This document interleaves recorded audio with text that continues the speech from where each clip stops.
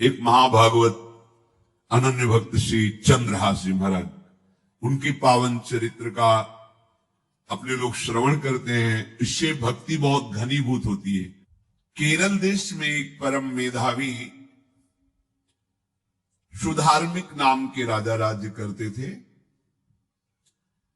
धर्म पूर्वक चलना, प्रजा का पालन करना और भगवान नाम जप करना, शास्त्र विधि से बिल्कुल कभी प्रतिकूल एक भी आचरण जीवन में नहीं किया। तो उनके यहां महाभागवत चंद्रहास जी का प्रादुर्भाव होता है।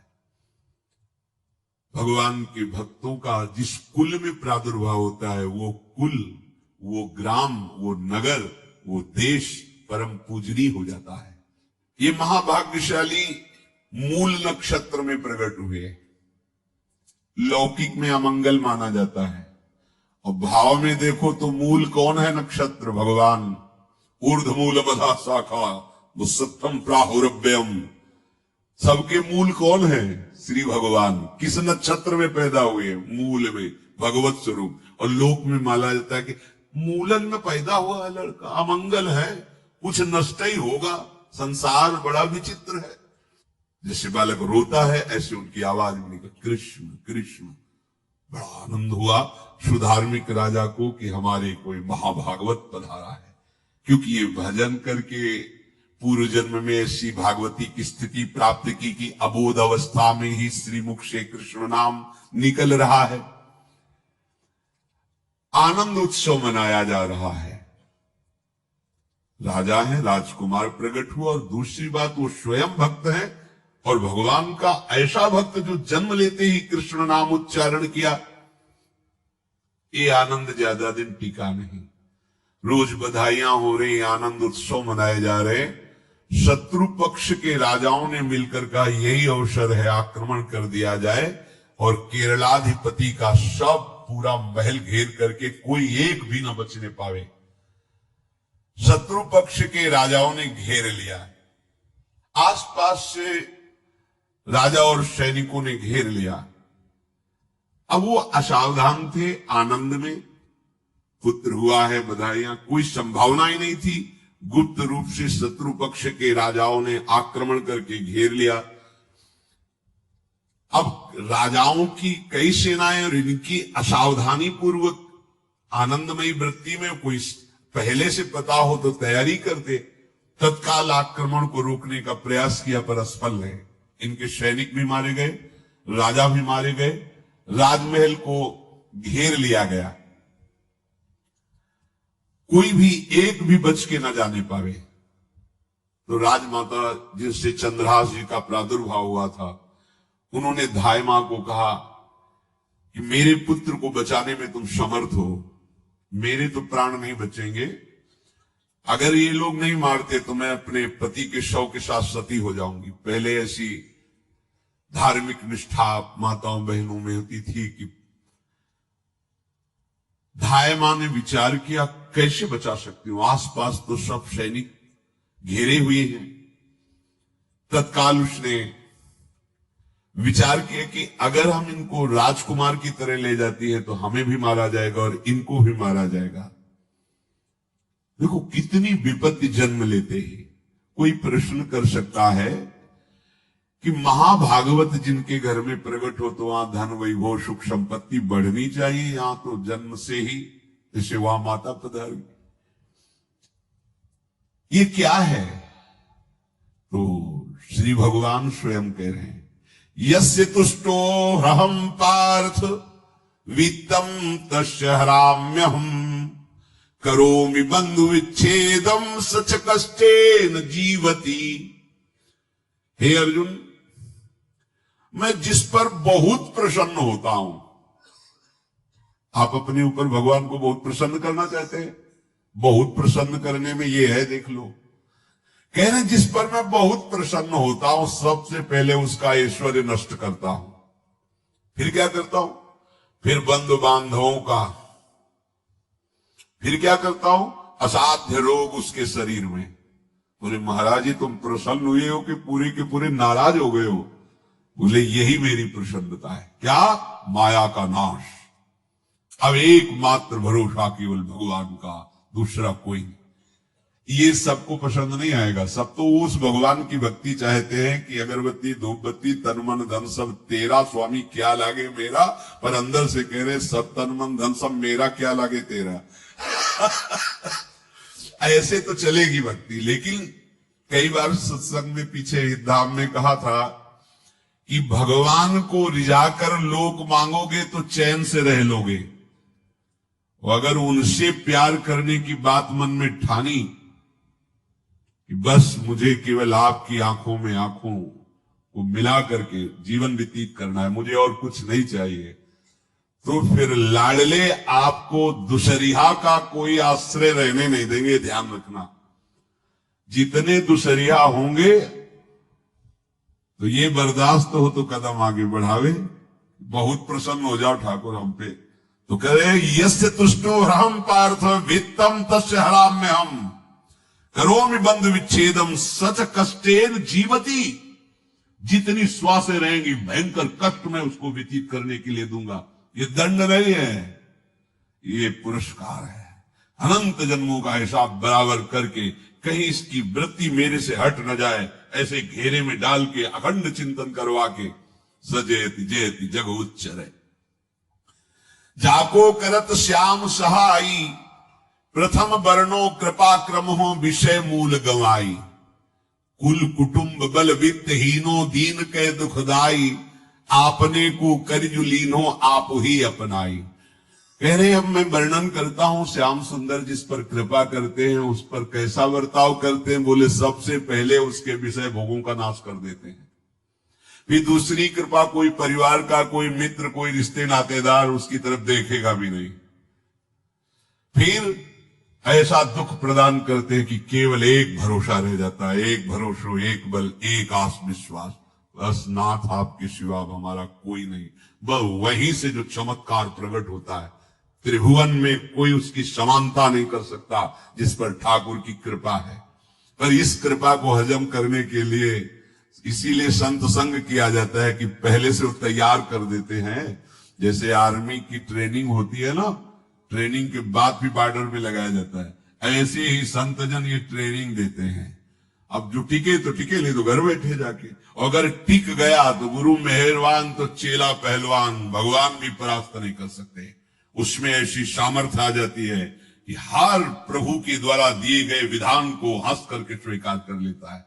और ऐसा नहीं कि उसको कष्ट होता है। ये लोक भाषा में भगवान कह रहे हैं सच कष्टेन जीविता। नहीं तो जिस चिदानंद में वो सुख भोगता है वो ब्रह्मा को भी नहीं प्राप्त है जो भक्त को प्राप्त होता है। भक्त का वैभव दिव्य होता है, चिदानंदमय होता है। ये तो पापियों के पास भी वैभव है, रुपया पैसा कुटुंब परिवार। भगवान के दास के पास जो वैभव होता है वो अचिंत्य है, तुम चिंतन भी नहीं कर सकते, ऐसा वैभव होता है। धाय माने सेविका का रूप तत्काल लिया, जिससे पोछा झाड़ू लगाने वाली, और कुछ दोने पत्तल डाले, उनके नीचे चंद्रहास जी को डाला, ऊपर से करके इसे माथे पे रख के निकली। सैनिकों ने पूछा इसमें क्या है, तुम उनका राजघराने के दोने पत्ते जूठे दिखा। ऐसे नीचे किया तो देखा सब ऊपर जूठन पड़ा। हाँ चल निकल, जल्दी भाग यहां से निकल। बस वो भागी, बचा ले गई। वो कुंतलपुर पहुंची और वहां के जो मंत्री दृष्ट बुद्धि थे उनसे प्रार्थना की कि मैं सेवा कला में बड़ी प्रवीण हूं और ये मेरा पुत्र है, अगर आपकी कृपा हो जाए तो कुछ समय के लिए हम आपकी सेवा में, महल सेवा में रहेंगे और हमारे पुत्र का पालन पोषण हो जाएगा। उनकी परीक्षा ली गई तो राजघराने की सेविका थी, परम प्रवीण थी, पर उन्होंने परिचय नहीं बताया। विधि विधान से राज्य की सेवा में प्रवीण दासी पाकर उसको अच्छा लगा, ठीक है आप रह सकती है। अभी चंद्रहास जी 3 वर्ष के ही थे कि धायमा पधार गई और हर समय कृष्ण कृष्ण कृष्ण कृष्ण कृष्ण नाम इनके चलता रहता था। अब जो उनका दुलार करने वाली थी धायमा, वो भी पधार गई तो कौन उनकी तरफ देखे। पर बहुत ही गौर वर्ण, बड़े ही सुंदर। अब वो गलियों में भटकने निकाल दिया महल से जब धाय मां मर गई, क्योंकि धाय मां की सेवा कारण उनको रखा गया था। 3 वर्ष के बालक गलियों में, तो कोई भी मां देखती उनको तो कोई उनको वस्त्र पहना देती, कोई भोजन करा देती। ऐसे ही भगवान के भक्तों की बड़ी विचित्र लीला होती है। यहां चंद्रहास जी को जो भी माता बहन देखती कुंतलपुर के गलियों में, तो कोई वस्त्र, कोई स्नान करवा देती, कोई काजल लगाती, कोई भोजन पवा देती। परमहंसों जैसा जीवन कट रहा है। कृष्ण कृष्ण कृष्ण कृष्ण। 14 भुवनों में जिनकी अव्याहत गति है, जो सबको देखते रहते हैं, श्री देवर्षि नारद जी।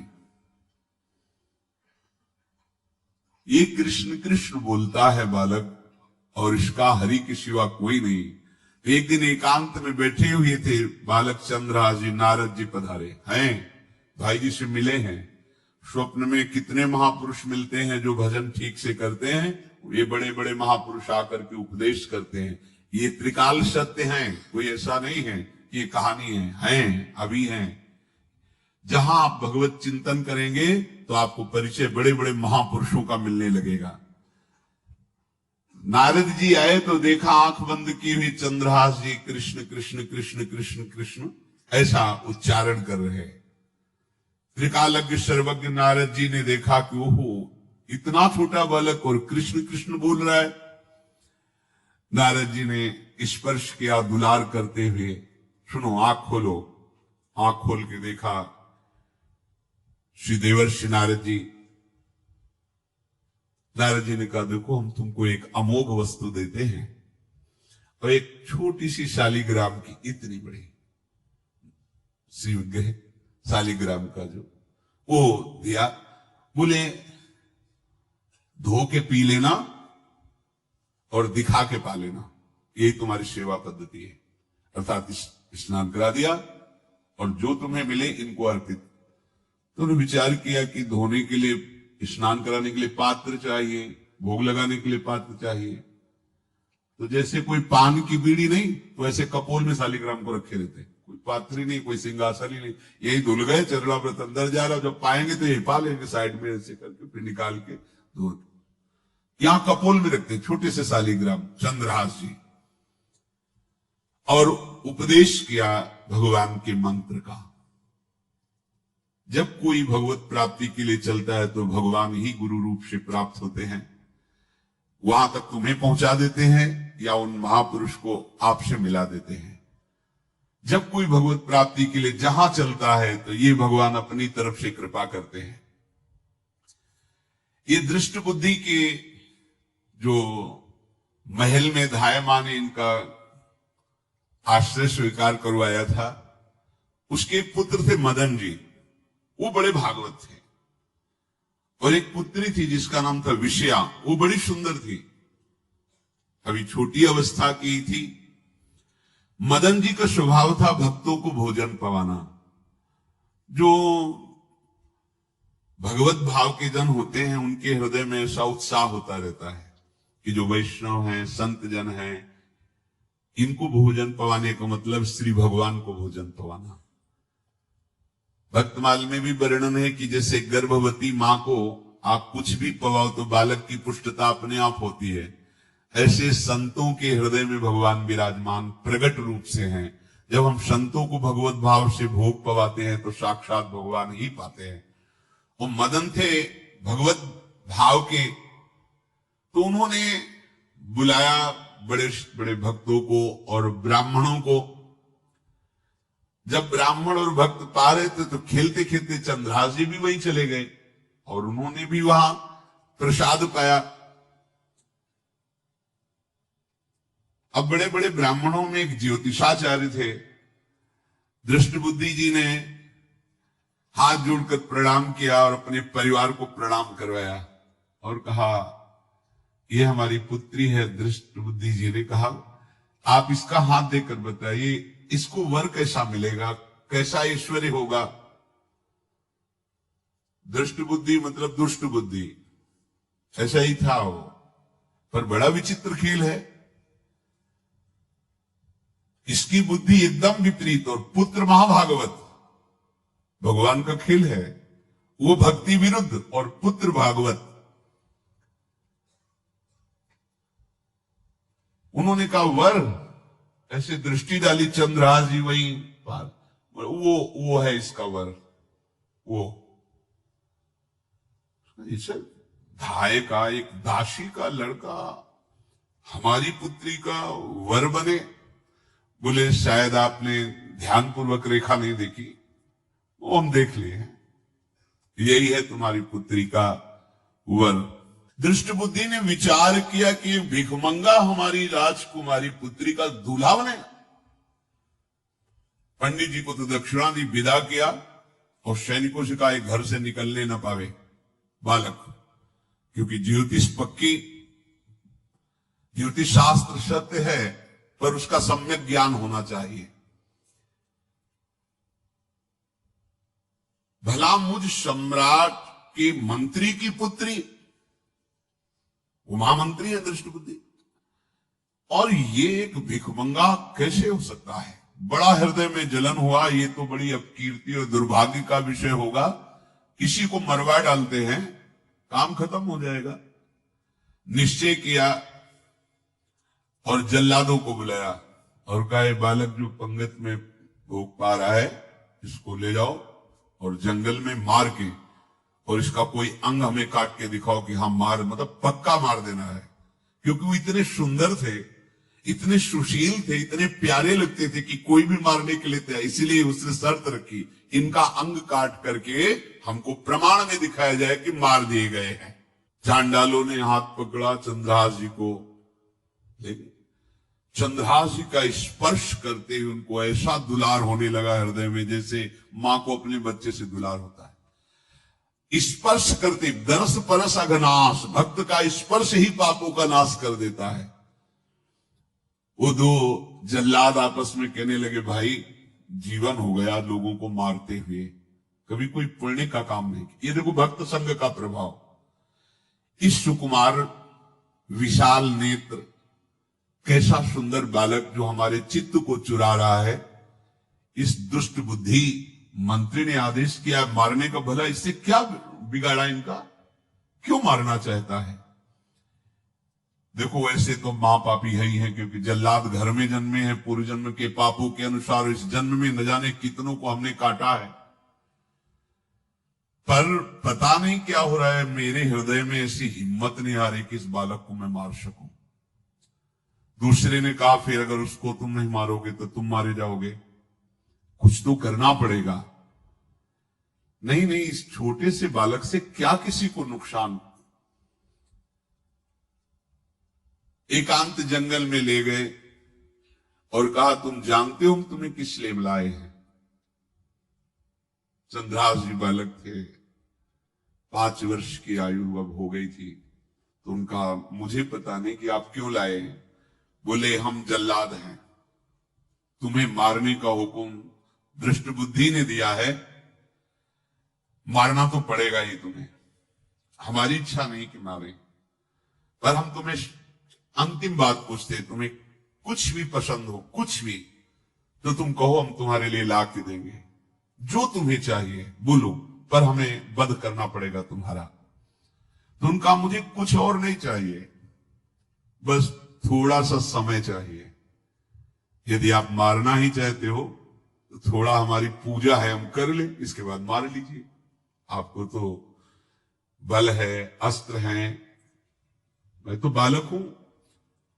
उनका हाँ हम तुम्हें समय देते, तुम किसी को पुकार भी सकते हो, जो तुम करना चाहो कर सकते हो। चंद्रहास जी का मुझे मृत्यु का भय नहीं, बस कुछ समय दे दे। पूरा महाभारत हो गया था, टिटिहरी के अंडे नहीं फूटे थे। वही टिटिहरी का, तो टिटिहरी एक पक्षी होती है ना, टे टे करके उड़ती है, तो उसके अंडों के ऊपर एक हाथी का घंटा हुआ, गिर गया ऐसे, सब पूरा महाभारत में सब नष्ट भ्रष्ट। वो अंडे वैसे सुरक्षित। तो जो प्रभु भारत युद्ध में राखे भरही अंड, सोई मुंह को राखे जो राखत ब्रह्मांड।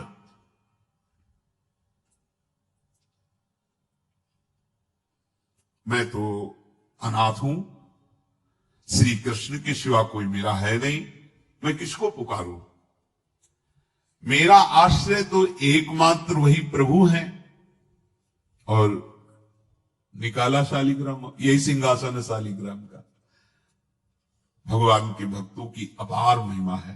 क्या सेवा, वहां कोई पंचपात्र गंगा जल ये सब थोड़ी है, लेकर बस आंसुओं से अभिषिक्त कर रहे हैं। प्रभु मुझे तो कोई ज्ञान नहीं कि आपकी सेवा कैसे की जाती, मैं तो अपने मुख में ही आपको रखता हूं। अब मेरे जीवन का अंत होने जा रहा है, बस मैं यही प्रार्थना करता हूं कि मैं आपकी ही समीप पहुंचूं, आपका ही स्मरण करूं, आपसे कभी विलग न हूं, एक भी वृत्ति आपसे कभी विलग न जाए। श्याम सुंदर मुरली मनोहर ललित त्रिभंगी ध्यान करते हुए आंख खोली और इशारा किया, काट दो मुझे। जल्लादों ने जब देखा आंसू चल रहे हैं ऐसा, वो बैठ गए अस्त्र रख के और कहने लगे, भाई तुम मुझे मार दो, भले वो दृष्ट बुद्धि मुझे, मैं इस बालक को नहीं मार पाऊंगा, मेरी हिम्मत नहीं। अब कुछ भी हो, मेरा वध हो जाए, पर मैं इस बालक को, गिरे मुरझाई दया आई कछु भाए भरे, धरे प्रभु और मति आनंद शोभिनी है, उती छठी आंगुरी सो काट लई दूषण हो, भूषण ही भयो जाई कहीं सांच चीनी है। जब नेत्र का इशारा हुआ कि वध कर दो, तो जो बधिक मारने के लिए आए हत्यारे थे वो आनंद से एकदम प्रफुल्लित हुए और कहा, मैं नहीं मार पाऊंगा तुम्हें। तो एक ने कहा, देखो एक उपाय मुझे दिखाई दे रहा है, इस बालक में विशेषता तो है ही, पर इसके पैरों में देखो, बाएं पैर में एक छठी अंगुली भी है, किसी किसी को होती है। गांव में तो कहते हैं छंगू या छंगा, जिसे होता है ना गांव में, बोले छंगा मतलब 6 अंगुली की। बोले इसको अगर काट लेते हैं तो प्रमाण भी सत्य, जिसकी कसम खवाएगा मैं खा लूंगा कि ये चंद्रहास जी के है, और मैं मार दिया। और कौन इस बालक को ढूंढेगा, जंगल में छोड़ देते हैं, अपनी तो सामर्थ्य नहीं। बदिकों ने, जल्लादों ने ऐसा ही किया और जाकर अंगुली दिखा दी, मैं बालक का वध करके आ गया हूं। उनको यह कि लाखों बार इन्होंने वध किया तो संशय का कोई रिश्तेदार थोड़ी है, वो तो बालक है, उसको मारने में क्या। हाँ ठीक है, मार दिया गया। अब वो जो चले गए तो अंगुली जो कटी थी उससे रक्त प्रवाह हो रहा है। कृष्ण कृष्ण जगन्नाथ वासुदेव जनार्दन, हे कृष्ण हे जगन्नाथ हे वासुदेव हे जनार्दन, ऐसे नाम उच्चारण करते हुए मूर्छित हो रहे हैं चंद्रहास जी। वो छोड़ करके जल्लाद चले गए। चंद्रहास जी भगवान का स्मरण कर रहे हैं, तो जितने जंगल के मृग हैं वो सब मंडलाकार घेर के ऐसे। एक हुमा नाम का पंछी होता है, अगर उसके पंखे की छाया पड़ जाए तो चक्रवर्ती सम्राट का वैभव प्राप्त होता है। और वो भीड़ की भीड़ पक्षी आकर चंद्रहास जी के ऊपर ऐसे घेरे हुए हैं। आसपास मृग मृगी मृग शावक सब घेरे हुए हैं। बीच में चंद्रहास जी कृष्ण गोविंद दामोदर माधव ऐसे उच्चारण कर रहे हैं। जो भगवान के चिंतन में मगन रहना अपना स्वभाव बना लेता है, तो देखो ऐसे हत्यारों के हृदय में भी दया गई, क्योंकि दया समुद्र भगवान का स्मरण जो करते हैं उनमें ऐसी महामहिम दिव्यता आ जाती है। कोई भी कितना भी निर्दयी हो, अंदर से वो भले जल रहा है द्वेष के कारण, पर कहीं ना कहीं ये द्वेष आंतरिक राग का सूचक हो। वो भी भक्त को प्यार करता है, पर भक्ति ना होने के कारण वही उसका राग द्वेष में बदल जाता है। कोई भी हो, अंदर से जब भक्त के प्रति जलन पैदा करता है तो उसमें मूल होता है भक्त की महिमा, भक्त का महत्व, पर उसे ना प्राप्त, जैसे कहते हैं कि वो अंगूर खट्टे हैं और नहीं प्राप्त कर पाए तो अंगूर खट्टे हैं। बकाया महत्व सबके अंदर होता है। दुष्ट से भी दुष्ट के अंदर भगवान के भक्तों का महत्व होता है, क्योंकि सबके हृदय में भगवान विराजमान है। अब चंद्रहास जी भगवत स्मरण करते हुए पक्षियों के और मृग आदि के बीच में है। उधर भगवान का एक विधान तैयार होता है। वह देश भूमि में रहत लघु भूप और सुख सब एक सुत चाह भारी है। कुंतलपुर के ही अधीन एक चंदनवती नाम की राज्य नगरी थी। वहां के राजा थे, उनके पुत्र नहीं हो रहा था, तो कुंतलपुर सम्राट पद, चंदनवती राज्य राजा, जैसे प्रदेश और दिल्ली में बैठे हुए जो प्रधानमंत्री राष्ट्रपति वो बादशाह, जो दिल्ली का अधिकार वो बादशाह, और ऐसे छोटे छोटे जो राज्य हैं उनको राजा।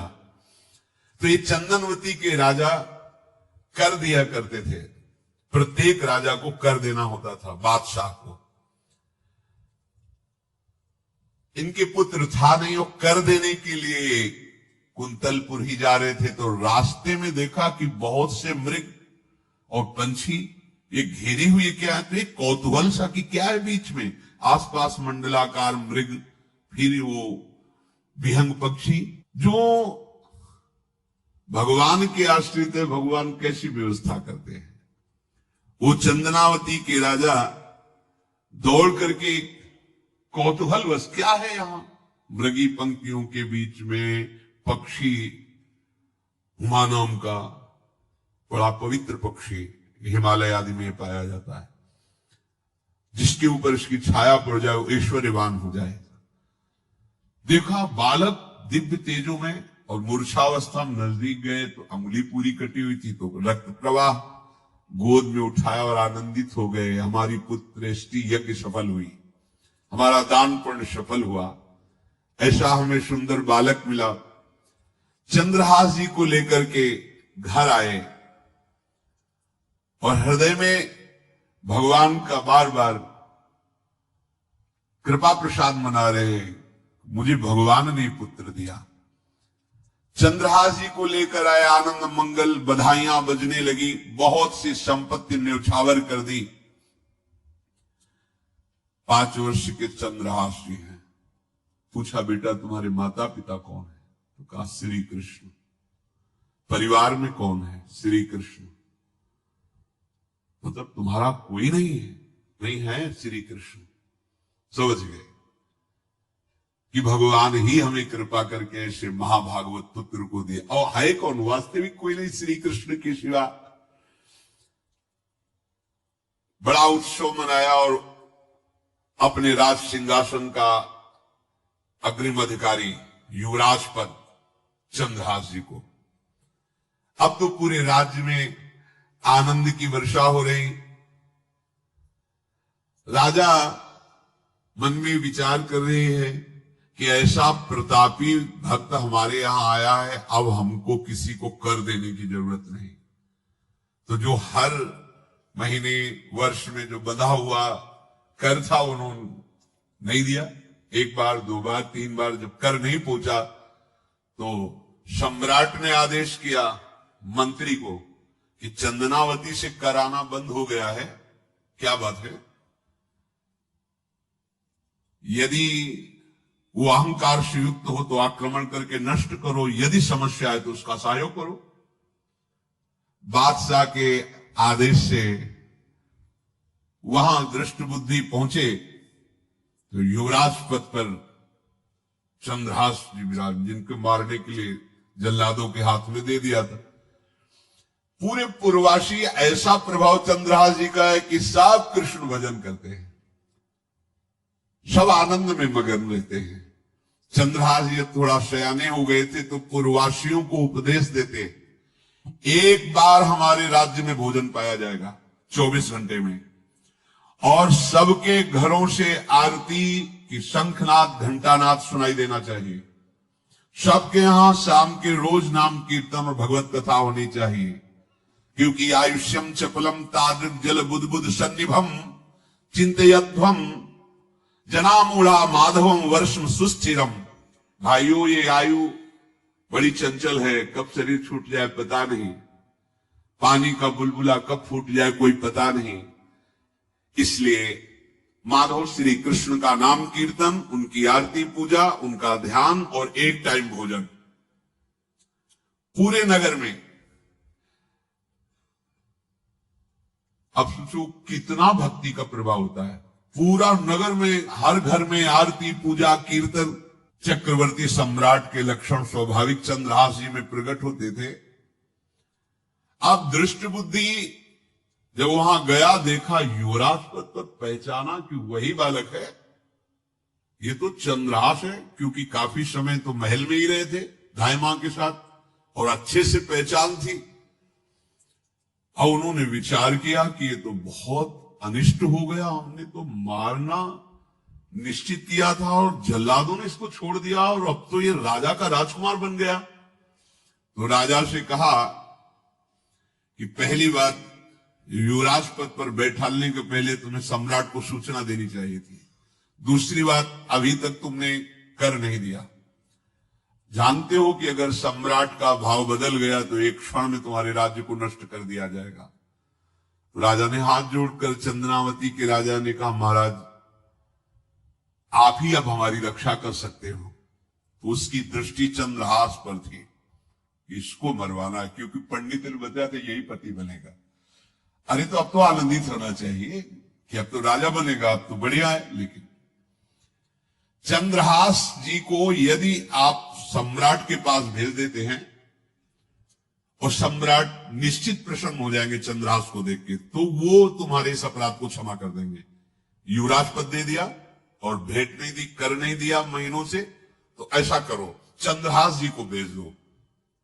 राजा ने स्वीकार कर लिया। और पहले लोग बिल्कुल धर्म से चलते थे, कहीं भी अधर्म का लेश नहीं। एक चिट्ठी लिखी दृष्ट बुद्धि ने और चंद्रहास जी से कहा खोल के पढ़ना नहीं, मेरे पुत्र मदन को देना जाके, और मदन तुम्हें फिर आगे का कार्य सम्राट से मिलाना, माफी करवा देना, ये सब करवा देगा, पर ये चिट्ठी तुम रास्ते में खोल के नहीं देखना। वो वैसे भी किसी का पत्र खोल के देखने का धर्म नहीं कहता। अगर कोई पत्र दे तो नहीं कि इसमें क्या लिखा है, नहीं, या तो हिम्मत नहीं है, इतनी धैर्य नहीं है तो मत लो। अगर धैर्य है तो हाथ में लेकर जहां तक पहुंचाना वहां तक पहुंचा दो, नहीं तो वो कार्य ही मत लो। ये अधर्म है कि आप बीच में उसको खोलकर पढ़े। पहले लोग बहुत धर्मात्मा होते थे, एक एक बात धर्मयुक्त होती थी। चंद्रहास जी को चिट्ठी दी, चंद्रहास जी ने पत्र को अपनी पाग में खोस लिया और कुंतलपुर के लिए चले। अब इनका किशोर अवस्था में प्रवेश हो चुका था। एक सुंदर कुंतलपुर के बाहरी रमणीय बगीचा था, वृक्ष बहुत सुंदर सुंदर, पुष्पवाटिका भी बड़ा मनोरम लगा। घोड़ा बांध दिया वृक्ष में और पहले सरोवर का बड़ा निर्मल जल होता, जल पिया, हाथ मुंह धोया, थोड़ी देर भगवान का ध्यान करते रहे वृक्ष के नीचे और फिर लेट गए तो नींद आ गई। भगवान बड़े कृपालु हैं। जो भगवद आश्रित होता है त्रिभुवन में कोई उसका अमंगल नहीं कर सकता। अपनी सहेलियों के साथ दृष्ट बुद्धि की वही राजकुमारी जिसके साथ इनका ज्योतिषाचार्य ने कहा था यही पति होगा, वो अपनी बहुत सी समान वयस्क अवस्था की जो किशोरियां थी उनके साथ हो, और ये राजवाटिका थी, इसमें घूमने के लिए आई। तो घोड़ा देखा तो उसने कहा यहां किसी का घोड़ा कैसे आ सकता है, हमें लगता है कोई यात्री इसमें प्रवेश कर गया, उसको पता नहीं होगा कि राजवाटिका है। वो अपनी सहेलियों के साथ घूमते हुए उसी वृक्ष के नीचे पहुंची। जा चंद्रहास 9 किशोर अवस्था, और जो भगवान का भजन करते हैं उनमें एक विशेष आकर्षण होता है जो साधारण आदमियों में नहीं होता।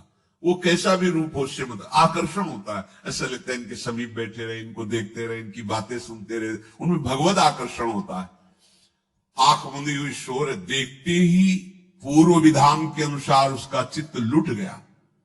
इतना सुंदर 9 किशोर अवस्था, आसपास देखा तो सखियां खेलने में लगी थी। पाग में एक चिट्ठी सी दिखाई दी तो झुक करके चुपचाप ऐसे 9 किशोर अवस्था में चंचलता भी होती है। चिट्ठी खोल करके देखा तो वैसे ही रूप माधुरी में आसक्त हो गई थी, पूर्व संस्कार से आकर्षण भी हुआ। इसने संस्कृत में लिखा था, विस्मस्मयी प्रदातव्यम त्वया मदन शत्रुवे कार्या कार्यम न दृष्टव्यम कर्तव्यम खलु में प्रियम। मदन पुत्र, उनके नाम था मदन। अय मदन, बिना कुछ विचार किए इसको विष दे देना जाते ही। क्या उचित है क्या अनुचित ये तुम्हें नहीं सोचना, मेरा प्रिय करना, मेरे आदेश का पालन, जाते ही से विष दे देना। पत्र, उसने देखा वो पिताजी की बुद्धि खराब हो गई, ऐसे सुंदर नव किशोर को विष देने की बात लिख दी।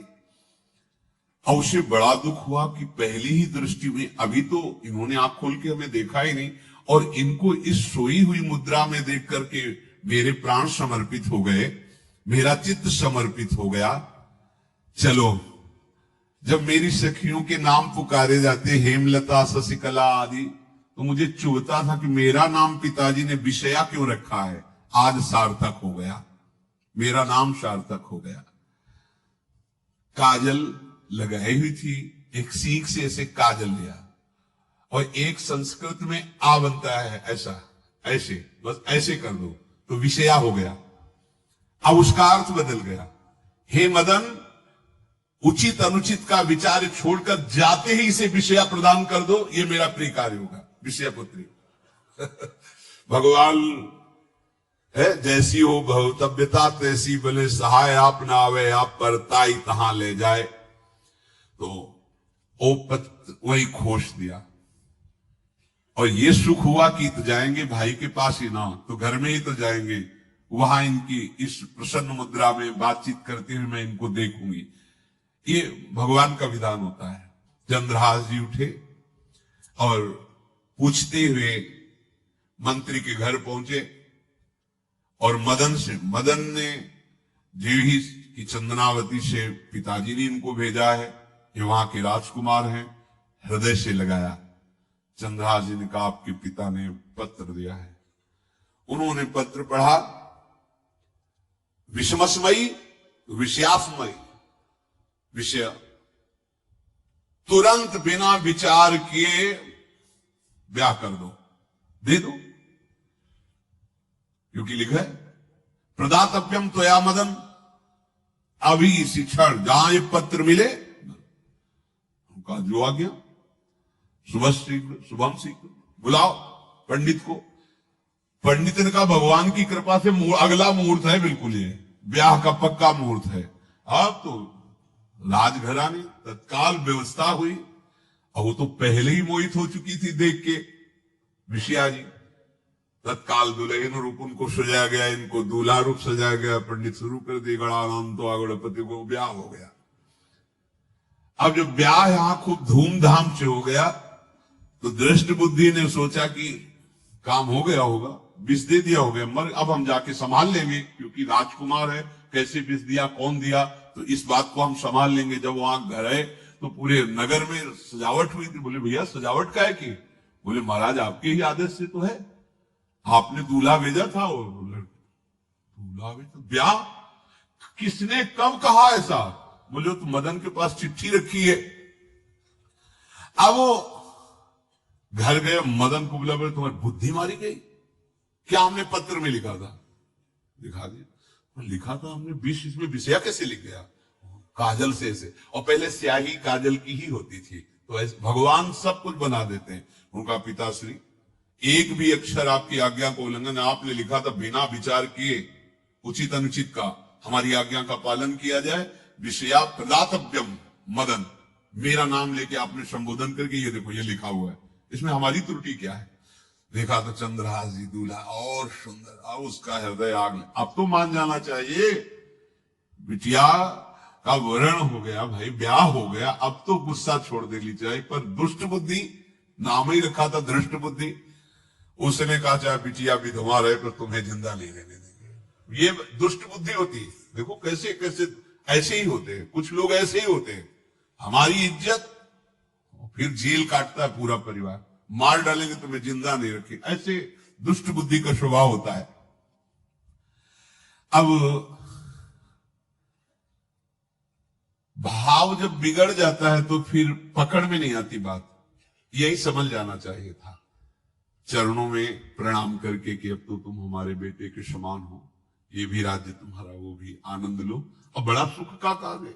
लेकिन जब नकारात्मक सोच आ जाती है तो बुद्धि कंट्रोल में नहीं रहती, वो फिर उद्दंडता करने, उसका निश्चय गलत होता है। नजदीक गया और कहा कि बहुत कृपा हुई, आप हमारे दामाद बने, पर हमारे यहां की एक रीति है, हमारे नगर के बाहर जो देवी हैं उसमें लड़की का वर अकेले पूजा करने जाता है, आपको हमारी कुल की रीति का निर्वाह करना होगा, आपको जाना ही होगा। कोई समस्या नहीं, हमारे लिए तो हर देवी देवता भगवत स्वरूप है, आपके लिए हम पूजने चले जाएंगे, पूजन की थाल तैयार करो। और उधर कई बलवान सैनिकों को भेजा, देवी पूजने जो आ रहा है तत्काल उसे काट देना, किसी भी तरह बचना नहीं चाहिए, तुम सब मारे जाओगे। जो आदेश देवी मंदिर में सैनिकों को लगा दिया, जो आवे तत्काल मार देना, क्योंकि अब भेज ही रहे ना, तो नाम नहीं लिया, कहा जो आवे तत्काल मार देना, मेरा आदेश अगर बचा तो मैं तुम्हें मार दूंगा। उन राज सैनिकों ने जो बधिक स्वभाव के थे पहले से वहां लग गए। बड़ा विचित्र भगवान का खेल है। वहां के चक्रवर्ती सम्राट जो थे बड़े बड़े विद्वान और ऋषियों से बातचीत कर रहे थे, उनका महाराज अब आपका राज सिंहासन पर बैठना राज्य के लिए अमंगल होगा, ऐसा समय आ रहा है। इस समय यदि चंद्रहास जी को सम्राट पद पर बैठा दिया जाएगा तो आगे अकाल नहीं पड़ेगा और बड़ा मंगल होता चला जाएगा। ये मुहूर्त आपका राज सिंहासन पर से हटने का है, तो उनका प्रजा का मंगल हो और देश का मंगल हो, इसलिए हम बिल्कुल। मदन वहीं बैठे हुए थे, सचिव ने कहा तुरंत जाओ और जो तुम्हारे बहनोई बने हुए हैं चंद्रहास जी को लाओ। तो भागे। तो जो और सैनिक राज सैनिक थे पूछा किधर जा रहे हो? बोले वो अपने बहनोई चंद्रहास जी। बोले वो तो देवी पूजा के लिए गए। तो घर में जाके वो सीधे आगे बढ़े, तो जा ही रहे थे थाल सजाकर देवी। बोले सुनो, इसी समय मुहूर्त है, आपको देवी पूजा हम कर लेंगे जाके, या हम थाल लेके वहां बैठे रहेंगे, पहले सम्राट पद का वो अभिषेक करो, फिर देवी पूजा हो जाएगी। ये तो घर की बात है, और देवी पूजा मैं करके आ रहा हूं, वो देवी पूजा के लिए और वो सम्राट पद के लिए, बीच से ही। दौड़े सुख पाई जाय मगही में लियो जाए, दियो सो पठाई नृप रंग माही भीजिए।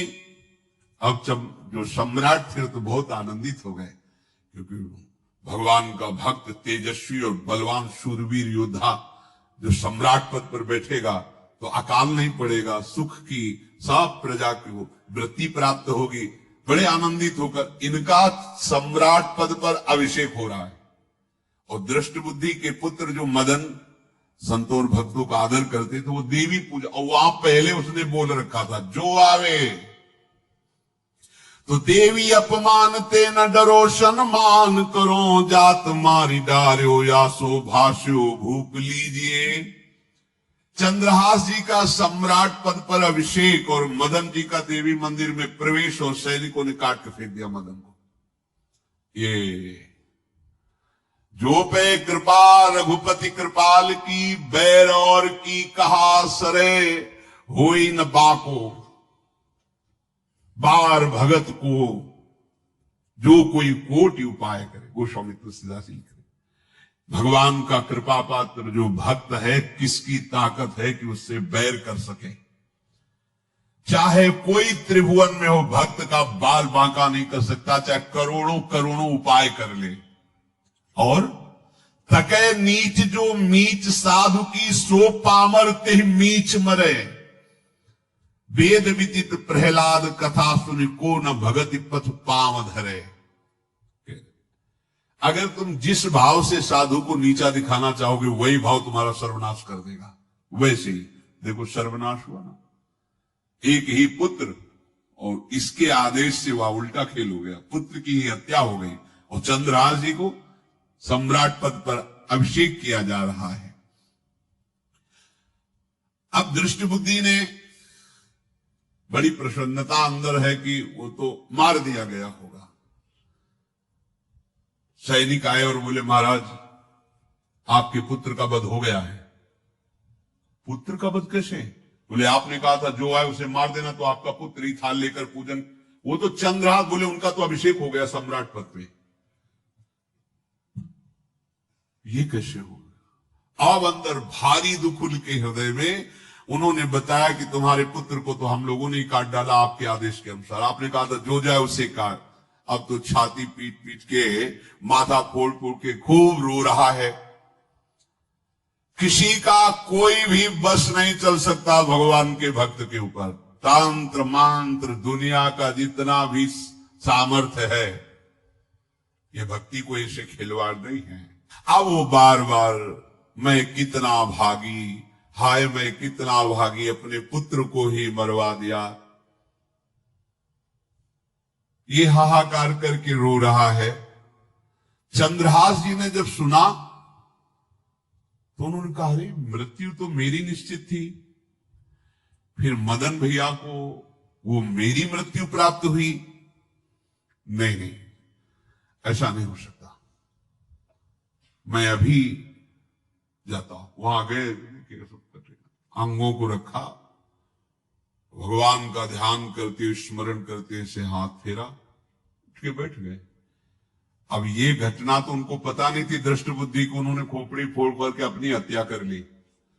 उनको जिला के आए तो फिर उनको जिलाया और कहा पिताजी अब कृष्ण कृष्ण जपो। अब उनकी बुद्धि शुद्ध हुई और भगवान का आश्रय लेकर के वो अपने जीवन को भगवत भक्ति में बनाए। तो जो भगवान का भक्त है, उससे द्रोह करने वाले को भी परम मंगल ही देते हैं भक्त। पर भक्ति में अनन्यता की आवश्यकता है। प्रारंभ इहलोक परलोक के सारे सुखों को भगवान के चरणों में समर्पित करके किसी व्यक्ति वस्तु स्थान का आश्रय नहीं होना चाहिए।